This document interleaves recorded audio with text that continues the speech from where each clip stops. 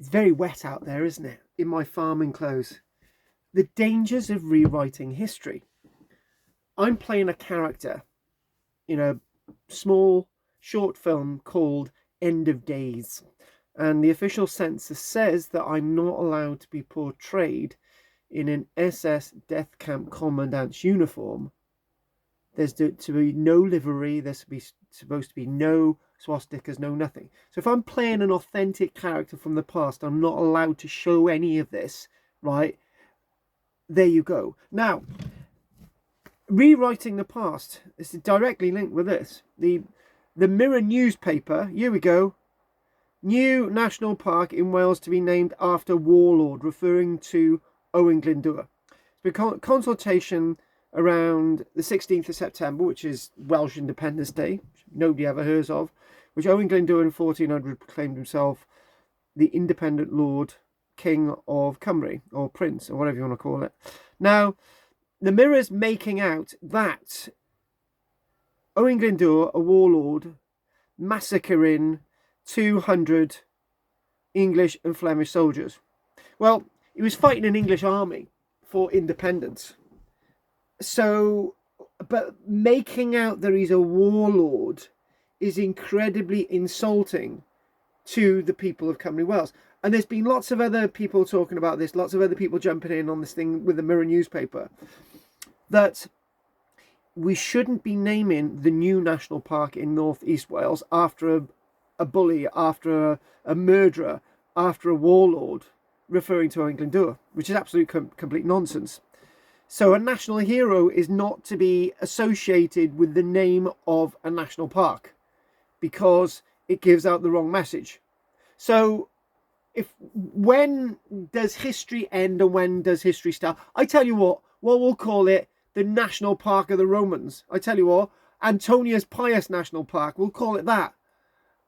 It's just ridiculous. It's really ridiculous. So the other point I wanted to mention, this is a shorter one today, by the way. Don't forget to join and subscribe. I really appreciate people subscribing. It really means a lot to me. Anyone joining, £1.99 a month makes a great big difference. And tomorrow, I've got a live on this channel, YouTube, question and answer, looking at the Roman era, £2.99 a question. Anyway, back to this other point. The one thing that really occurs to me, and I've got a friend that, well, I've got more than one friend, but I haven't got many. I was speaking to him the other day, and he said actually they've been trying to erase a certain person's name to do with Germany between the 1920s and 1945 out of history, right? The initials are AH, and even if I say that on YouTube, this video might be brought down, right? And I can't refer to the National Socialist Party under the word beginning with an N, because this video would probably be taken down. So the point is that are we slowly starting to erase history by removing these characters from it, right? So therefore, should we remove Stalin? I can say Stalin. I can say the Communist Party. I can say that. Stalin, Stalin, Stalin, Stalin. But I can't say the other person's name, because that name's been banned. So let us look at this, right? So if we're going to be teaching this at school, we're going to be saying there was these bad guys in Germany, and they were in a political party called the National Socialist Party, led by a guy whose name began with a H.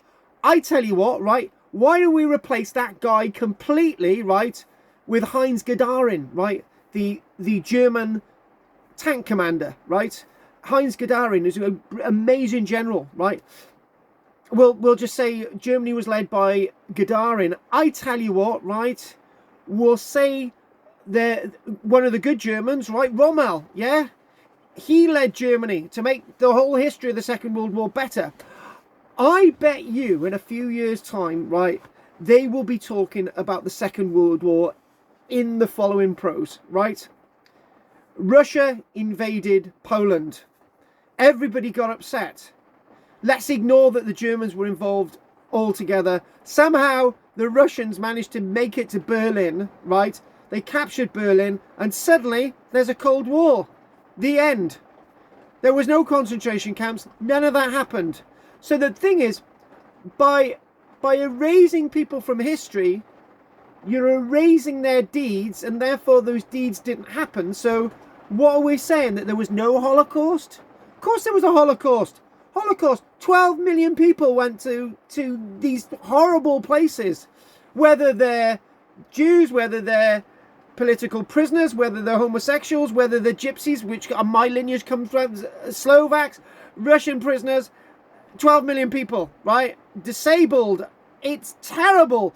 But what we're going to see is if we erase this guy whose initials are an AH from history, we erase the final solution. I think I can mention Heinrich, can't I? Okay, but maybe the other guy, Himler, might be a bit dodgy. So anyone got any comments? This is the end of this video today. Don't forget, join, subscribe, support my work, and join me 8 o'clock live tomorrow to look at the Roman era. More of these videos tomorrow.